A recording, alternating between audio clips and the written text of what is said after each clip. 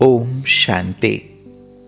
26/10/1975 की अव्यक्त मुरली। हेडिंग है विकारी देह रूपी सांप से सारी कमाई खत्म। सर्व प्राप्तियों का अधिकार दिलाने वाले, बीती को बीती कर वर्तमान और भविष्य के हर संकल्पों को श्रेष्ठ बनाने वाले और आत्माओं के कर्मों की कर्म कहानी को जानने वाले धर्मराज शिव बाबा बोले, बाप दादा सब बच्चों को देख रहे हैं कि हर एक ने यहां आने पर कोर्स किया है ना। कोर्स के बाद फिर रिवाइज कोर्स चला। रिवाइज के बाद अब अंतिम कोर्स है रियलाइजेशन कोर्स, अर्थात जो कुछ सुना, जो पाया, जो बाप के चरित्र देखे, उसी प्रमाण अपने में समाया कितना और गंवाया कितना।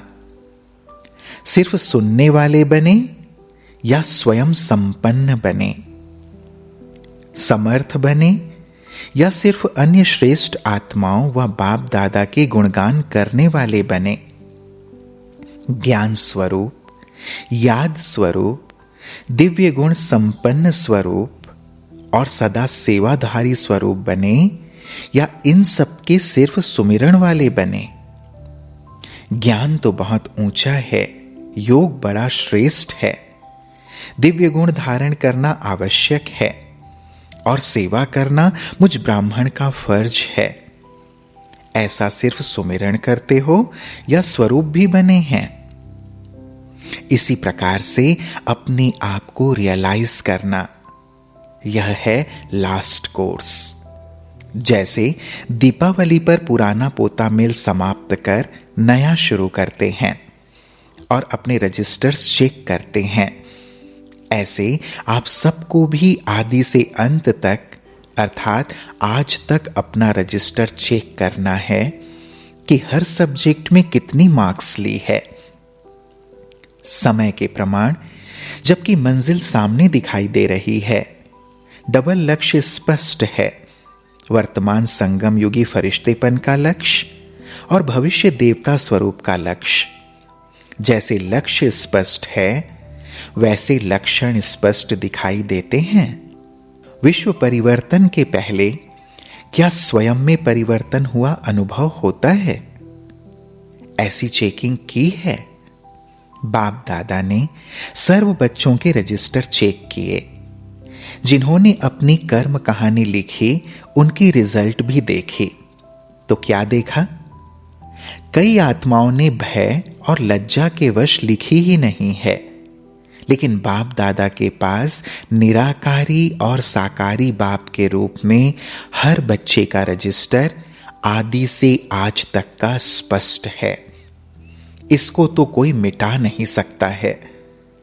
अब तक के रजिस्टर की रिजल्ट में विशेष 3 प्रकार की रिजल्ट है। 1, छिपाना, दूसरा कहीं ना कहीं फंसना और तीसरा अलबेलेपन में बहाना बनाना। बहानेबाजी में बहुत होशियार हैं। अपने आप को व अपनी गलती को छिपाने के लिए बहुत वंडरफुल बातें बनाते हैं। आदि से अब तक ऐसी बातों का संग्रह करें तो आजकल के शास्त्रों समान बड़े शास्त्र बन जाएं। अपनी गलती को गलती मानने के बजाय उसे यथार्थ सिद्ध करने में व झूठ को सच सिद्ध करने में आजकल के काले कोट वाले वकीलों के समान हैं। माया से लड़ने के बजाय ऐसे केस लड़ने में बहुत होशियार हैं, लेकिन यह याद नहीं रहता कि अभी अपने को सिद्ध करना अर्थात बाप द्वारा जन्म जन्मांतर के लिए सर्व सिद्धियों की प्राप्ति से वंचित होना है। सिद्ध करने वालों में जिद करने के संस्कार जरूर होते हैं। ऐसी आत्मा सद्गति को नहीं पा सकती। अब तक मेजॉरिटी पहले पाठ अर्थात पहली बात पवित्र दृष्टि और भाई भाई की वृत्ति में फेल हैं। अब तक इस पहले फरमान पर चलने वाले फरमानबरदार बहुत थोड़े हैं। बार बार इस फरमान का उल्लंघन करने के कारण अपने ऊपर बोझ उठाते रहते हैं। इसका कारण यह है कि पवित्रता की मुख्य सब्जेक्ट का महत्व नहीं जानते हैं, उसके नुकसान की नॉलेज को नहीं जानते। कोई भी देहधारी में संकल्प से व कर्म से फंसना, इस विकारी देह रूपी सांप को टच करना, अर्थात अपनी की हुई अब तक की कमाई को खत्म करना है। चाहे कितना भी ज्ञान का अनुभव हो, या याद द्वारा शक्तियों की प्राप्तियों का अनुभव हो, या तन मन धन से सेवा की हो, लेकिन सर्व प्राप्तियां इस देह रूपी सांप को टच करने से, इस सांप के विष के कारण, जैसे विष मनुष्य को खत्म कर देता है, वैसे ही यह सांप भी, अर्थात देह में फंसने का विष, सारी कमाई को खत्म कर देता है।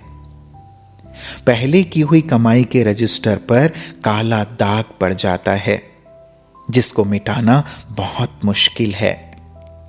जैसे योग अग्नि पिछले पापों को भस्म करती है, वैसे यह विकारी भोग भोगने की अग्नि पिछले पुण्य को भस्म कर देती है। इसको साधारण बात नहीं समझना, यह 5वीं मंजिल से गिरने की बात है। कई बच्चे अब तक अलबेलेपन के संस्कारवश इस बात को कड़ी भूल व पाप कर्म नहीं समझते हैं। वर्णन भी ऐसा साधारण रूप में करते हैं कि मेरे से 4-5 बार यह हो गया, आगे नहीं करूंगा। वर्णन करते समय भी पश्चाताप का रूप नहीं होता, जैसे साधारण समाचार सुना रहे हैं। अंदर में लक्ष्य रहता है कि यह तो होता ही है, मंजिल तो बहुत ऊंची है, अभी यह कैसे होगा।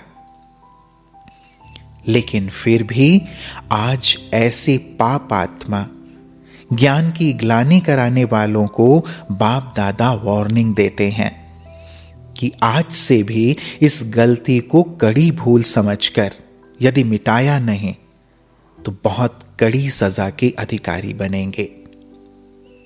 बार बार अवज्ञा के बोझ से ऊंची स्थिति तक पहुंच नहीं सकेंगे। प्राप्ति करने वालों की लाइन के बजाय पश्चाताप करने वालों की लाइन में खड़े होंगे। प्राप्ति करने वालों की जय जयकार होगी और अवज्ञा करने वालों के नैन और मुख हाय हाय का आवाज निकालेंगे, और सर्व प्राप्ति करने वाले ब्राह्मण ऐसी आत्माओं को कुल कलंकित की लाइन में देखेंगे। अपने किए हुए विकर्मों का कालापन चेहरे से स्पष्ट दिखाई देगा। इसलिए अब से यह विकराल भूल, अर्थात बड़ी से बड़ी भूल समझ करके अभी ही अपनी पिछली भूलों का पश्चाताप दिल से करके बाप से स्पष्ट कर अपना बोझ मिटाओ। अपने आप को कड़ी सजा दो ताकि आगे की सजाओं से भी छूट जाएं। अगर अब भी बाप से छुपावेंगे व अपने को सच्चा सिद्ध करके चलाने की कोशिश करेंगे तो अभी चलाना, अर्थात अंत में और अब भी अपने मन में चिल्लाते रहेंगे, क्या करूं, खुशी नहीं होती, सफलता नहीं होती, सर्व प्राप्तियों की अनुभूति नहीं होती। ऐसे अब भी चिल्लाएंगे और अंत में हाय मेरा भाग्य कह चिल्लाएंगे। तो अब का चलाना अर्थात बार बार चिल्लाना। अगर अभी बात को चलाते हो तो अपने जन्म जन्मांतर के श्रेष्ठ तकदीर को जलाते हो। इसलिए इस विशेष बात पर विशेष अटेंशन रखो। संकल्प में भी इस विष भरे सांप को टच नहीं करना। संकल्प में भी टच करना अर्थात अपने को मूर्छित करना है।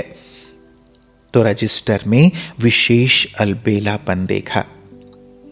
दूसरी रिजल्ट कल सुनाई थी कि किन किन बातों में चढ़ती कला के बजाय रुक जाते हैं, तीव्र गति के बजाय मध्यम गति हो जाती है। यह है मेजॉरिटी का रिजल्ट।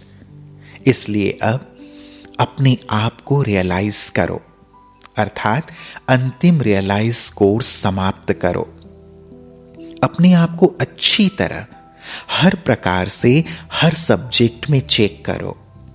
सर्व मर्यादाओं को, बाप के फरमानों को और श्रेष्ठ मत को कहां तक प्रैक्टिकल में लाया है उसको चेक करो। और साथ साथ मधुबन महायज्ञ में सदा काल के लिए अंतिम आहुति डालो। समझा?